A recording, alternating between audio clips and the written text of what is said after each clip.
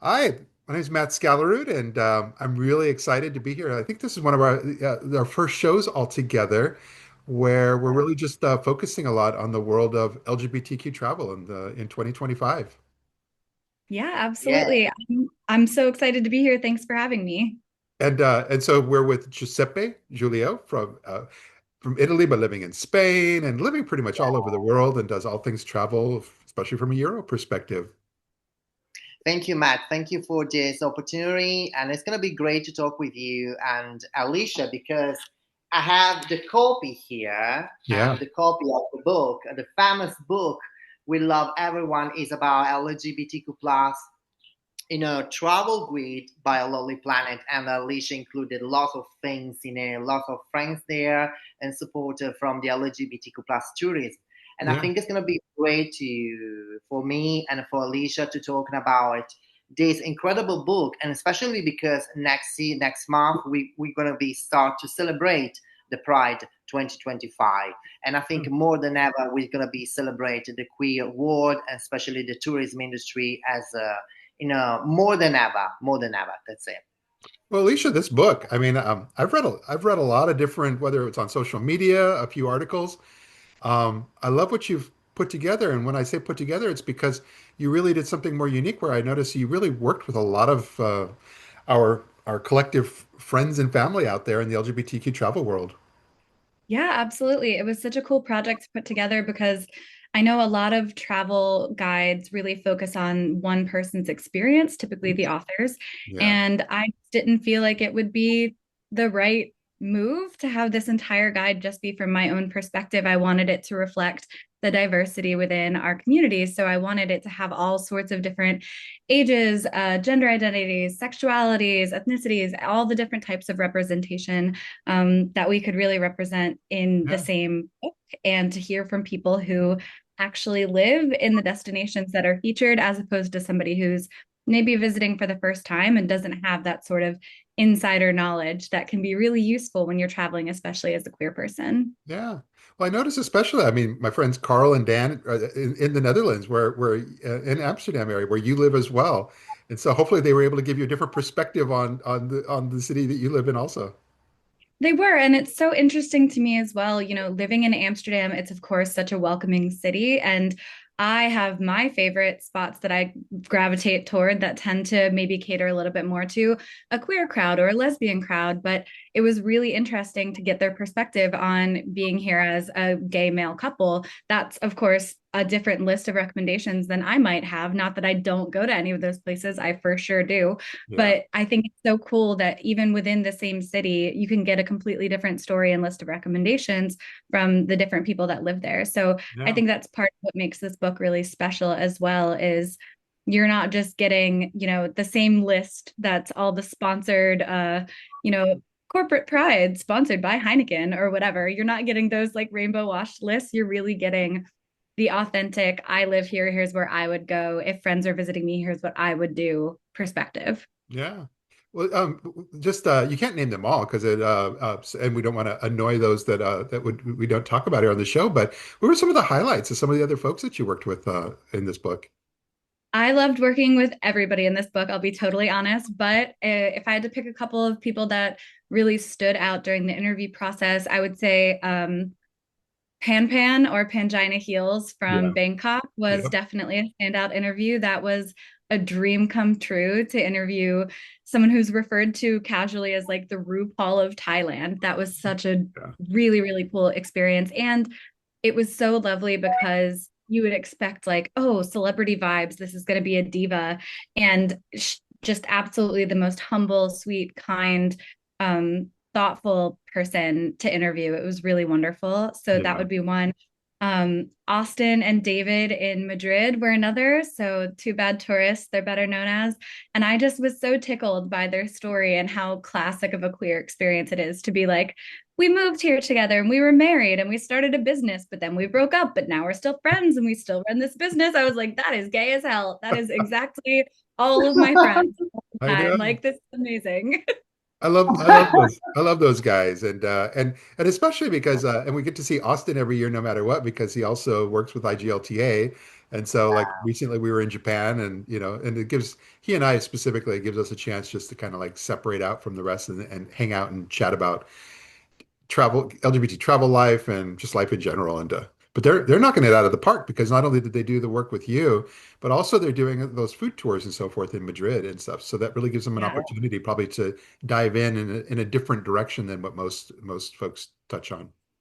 Absolutely. And it was so cool to get their like very unique experience because they literally do what I was trying to write about. They literally picked the spots already that are queer friendly and that are, LGBTQ focused, but also have really amazing food and drink. So that one was like probably one of the easiest chapters for me to write because they pointed me in exactly the direction that I was hoping for. In some of the interviews, of course, I'm trying to pull recommendations out of people who, of course, have them, but Yeah. we're talking about their lives and how they grew up and all these different topics. So it's not quite as like we're writing a travel guide and our brains are working that way because they don't work in the industry. So an example of that might be even in Valletta, I spoke with somebody who's a little bit more politically involved and more of an activist. And that was a funny one because they had so much to say about the queer community and how it's growing and evolving in Yeah. Malta, but then it was more like pulling teeth a little bit to get the specific recommendations of where to go and what to do. So the experience ran the gamut, but I'm just so grateful to everybody who was involved. It was so much to coordinate, but it turned out to be so worth it. I'm very proud of how the book turned out and that I'm able to give them the spotlight as Yeah. opposed to it just being on me. I love that. And especially like when we were talking about all this and you being in the Netherlands and just before we even started, I'll be out there with you. And so hopefully we can actually connect in the real world because Amsterdam Pride this year, it's like the hot ticket. I think a lot of people are talking about it. And I will say that I'm spoiled because I'm tying it in with a riverboat cruise, which is probably one of those magical things you could do in Europe nowadays, at least from an American perspective. And Totally. but yeah, like when it comes to Pride, are you going to be active and out there, especially with coming off this book that you just wrote? Oh, for sure. So I have enjoyed Amsterdam Pride since we moved here 3 years ago. Every year we go and we see specifically the Canal Pride Parade, but there's also a Pride March. They're two separate things. And the march is really more of a resistance effort. It's not like the same big celebratory kind of marches that we have in the States for Pride. That sort of celebratory atmosphere is what you find at the Canal Pride Parade. Yeah. And the other thing that I think is interesting in the Netherlands, we now live in Haarlem, which is about 10 minutes outside of Amsterdam. And Haarlem has its own pride. So does Utrecht. So Yeah. does, Yeah. all the different places. And they're all at different times, which is really cool. So we don't have to miss Amsterdam's. We can go to the one that's in Haarlem 2 weeks later. And then we can go to the one that's in Utrecht in June. And Yeah. it's just really cool to see how other countries organize their celebrations, I think, too. And Giuseppe, Yeah. you're coming out here for to DC next week for Pride, for World Pride, right? Yeah, absolutely, absolutely. So we have the World Pride next week. So the first week of June, so the DC World Pride. It's gonna be much, much more the World Pride, than this year because for the situation we have all across the globe. And will be a celebration, will be always a celebration. But as I say, and Alicia knows, and you knows much better, the travel industry plays a very good role this year and more than ever because I think it's going to be much better to understand how LGBTQ plus community is important with the travel industry and how is impressive, how is massive this Yeah. industry to learn more about the community, about more about the trans people, and especially for the trans people and next generation Gen Z. As you said, in Osaka and LGLTA, we're talking about a lot of things about the next generation and trans community, and there will be a great focus, especially for the Palm Springs, 2025 this year for the LGLTA convention as well. Yeah. And that's going to be interesting because I the IGLTA has had an amazing last few years post-pandemic when it comes to people attending. Hopefully Alicia, you'll be there as well this year. I'm hopeful that I will be able to. Yes, I know a bunch of people who I spoke with in the book are involved as well. So I'm thinking Chloe Casimiro from Yep. Sao Paulo in Brazil, Aisha and Lexi from London. I know that they're quite involved as well. So Yeah. lots of folks that I would love the chance to get to catch up with for sure. But it's going to be Yeah, interesting. we'll be there. Yeah, it's going to be interesting though because the political climate that we're in, not just especially the U.S., but also even just things that are happening around the world. I know that there's a concern that that's because a lot of entire countries have decided collectively that they are just not traveling to the United States right now, and so I think it's going to be an interesting time and a reflection of the world we're in today, as far as really seeing who is really showing up and supporting us when maybe some others are going to kind of back off over the next few years. Exactly, Right. And that exactly. was an interesting thing about writing the book as well was the US destinations. At the time that I was interviewing everyone, the US was kind of a different Yeah. space than it is right now. So it's a challenging time to watch things change so rapidly. And so I'm hopeful that we're able to move and initiate positive change in the direction that we're hoping to see. Yeah. And these celebrations don't fall by the wayside. Well, especially because the first article this year came out about San Francisco Pride and how a lot of their support and corporate and brand and some of the larger support that really kind of makes these things happen had pulled away. And from that Right. article, a whole slew of other articles were written, with interviews of St. Louis Pride and so forth. Just yesterday, or maybe even this morning, a new article came out that really was focused on NYC Pride in the New York Times and just really touching on the fact that it's the same story where in each one of these regions. And so that kind of ties in with what we're talking about with IGLTA as well. It's going to be interesting to see how a lot of that plays out for this entire year because for some of these organizations, that's for Pride. Let's just say when it comes to the media organization companies that are supported by Pride and all the advertising that comes in during that month, when these companies pull back, it really affects not just the organizations themselves, but some of the businesses that are around that, and also the community itself.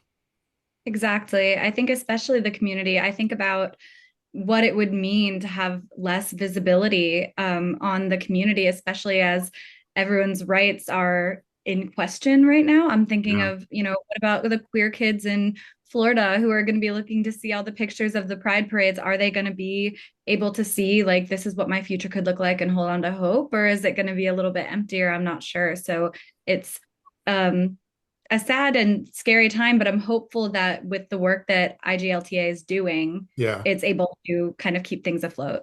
yeah.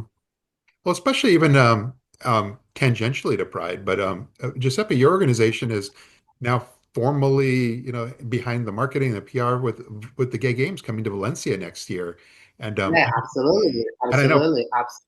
personally, I will be in Valencia next week, hosted by the Gay Games, where I'll be there with a few other folks. Where our job is just to listen, learn, and help to get the word out. And so, but um, what are you seeing? Because you're there from a European perspective. So, do you see a lot of the same types of things that we're noticing here when it comes to support for LGBT events, or are things better? Absolutely, absolutely, Matt. As you know, everyone, Spain is a little bit different, and especially Spain and Malta, and especially in usual Iceland as well. But Spain is absolutely a huge, very destination for us and a very huge perspective because I think they have a very good value of sense of diversity and inclusion, Yeah, and that's the proof in 2026, as you say.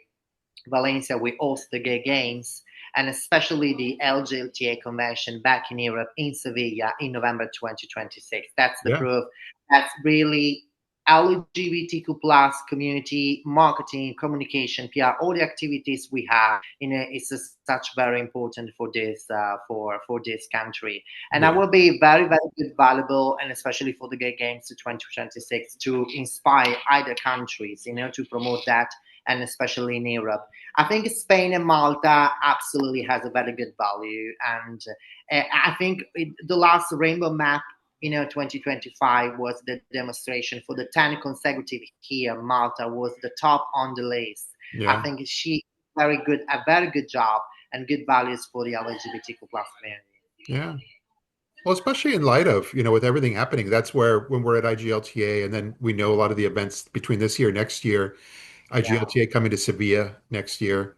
Are destinations, are they adapting and doing new things to really kind of make sure that they create an inclusive environment for LGBTQ travelers? Yeah, exactly, because they see the Yeah.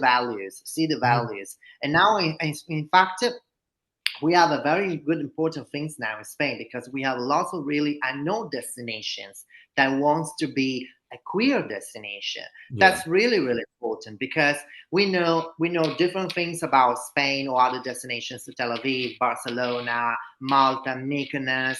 But now I think that's our things, our job, and me, you, and Alicia, to discover and promote new destination. And there are lots of really destinations now, especially in Spain, to wants to engage the LGBTQ plus community, wants to know more about that. And especially we have now Gandia is a very little bit town, very close to Valencia. And Yeah. now Gandia is a good value example for the other destination wants to involve in LGBTQ plus travels community. And especially because Gandia celebrate this year the first Pride ever in the city.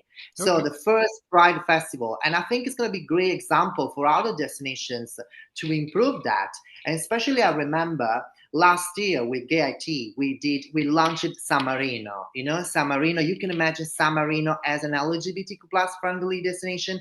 But we did okay. I think we're very interesting about the target. We want to gauge that, and we choose, for example, Valentine's Day. With a great time to promote new destination for LGBTQ plus community. That's our goal for Yeah. 2025 and especially 2026 in Sevilla and in Valencia as well. So launching, promoting new destinations, and I think Gandia in Spain is a good value example. Yeah. How about you, Alicia? I Are you love seeing? this. Yeah, I know, me too. Are you seeing things adapt and evolve and change, especially when to continue to attract LGBTQ travelers? Definitely. I mean, just from my own perspective, even since I've written this book, I've had so many destinations I wouldn't have expected.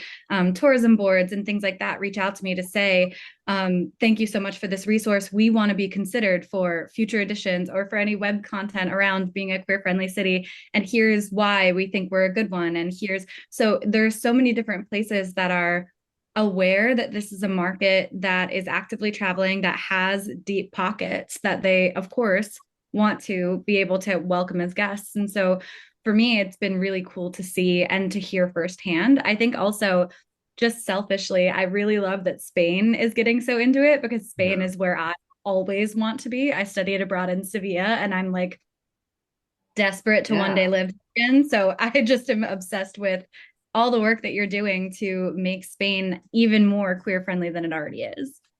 I agree. But that's where it's interesting. And probably as we're winding this down too, it's just as people are trying to find out what's happening, where to go. I think, what used to be, of course, as we all know, what used to be word of mouth has now moved into the world of social media. But what's interesting is that I almost think like IGLTA should host a masterclass someday to teach other organizations about how it's done, because it's not that they actually did the work specifically, they just created a culture and environment where um, between Loanne and John Tanzella, as far as this management. When we were in Japan and we were in Osaka and all places all around, a lot of folks went from Osaka to Tokyo and to Kyoto. But the social media posts, because everyone that attends kind of already knows, again, it's in the culture. They all know exactly what to do and how to do it. And then we're surrounded by all these influencers and content creators, so we can't help but to do this. But the amount of content that I was seeing on all social media platforms that went from Instagram to Facebook to Threads and everything was overwhelming in a good way, though. It was like so much stuff. And one could say, yeah, it's because a lot of my friends are, that's my social world is tied in with that. But I asked other people and they were seeing the same thing. And when you see other Mm. events and other Pride festivals, it doesn't always match up to that. But that's where, I don't know if you guys have thoughts or comments on that. It's just that social media playing such an important role when it comes to destinations and events, just getting the word out. Yeah, Yeah. absolutely, in a travel industry. And you know that because lots of really tourist board now ask to social media activities, Yeah. and especially the proof was the book was when I met Alicia at the ITB, the last ITB, we're talking about it because there are lots of creators now Yeah. And the first thing the tourist board asked to me, Matt, he said, "Oh my God, it's gonna be great to do something on a social media. More than the advertising activities or the classic advertorial or branded content. I think it's gonna be much better the Instagram, so slide post, something like that. Instagram, social media, influencer. I think it's going to be much better to involve the message of a destination, Yeah. using the Yeah. social media and how the social media now are very powerful, instrument for the travel industry more than ever. Absolutely, Yeah. absolutely. And I could, Alicia, you definitely appear under 40 or 50. So I would just say that, see, I keep it loose that way. But but I'm sure in your world it's even more profound and probably it's just comes second nature to you.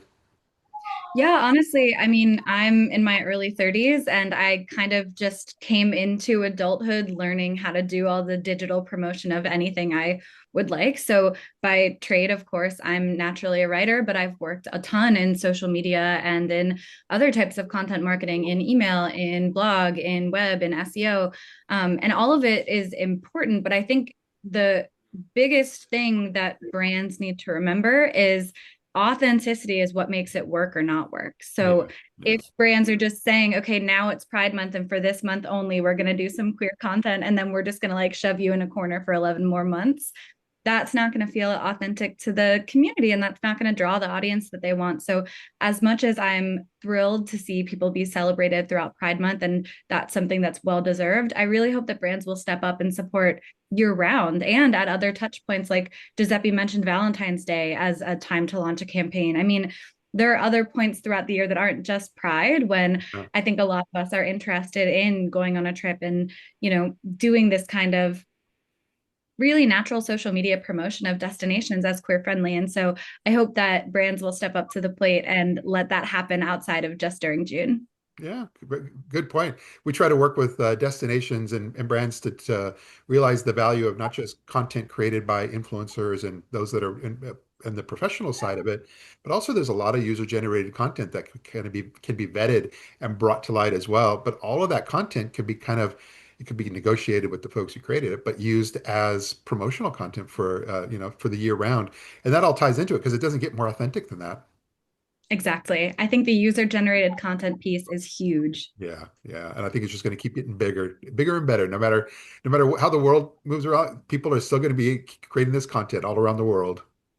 Absolutely. Absolutely. Well, this is great. Any parting thoughts that you want to make sure we get across before we wrap up? My biggest one, of course, would be to buy and read a copy of the LGBTQ Travel Guide for Lonely Planet. Yep. Support all your pals who are in it. I would personally love to see if somebody could get signatures from every single person who's featured in the book. I think that would be a fun bingo card for everyone, but we'll see how it goes. It's like the IGLTA, great time to get it. it's like the ultimate amazing race. Yep. I think it could happen. If someone can do it, I feel like it's one of you two. Challenge accepted. Perfect. Well, I really thank you both for this time together, and like I said, look forward to hopefully seeing you all sooner rather than later, perhaps at Amsterdam Pride. Here's hoping. Absolutely, absolutely. Thank you so much. Thank you, Matt. Thank you.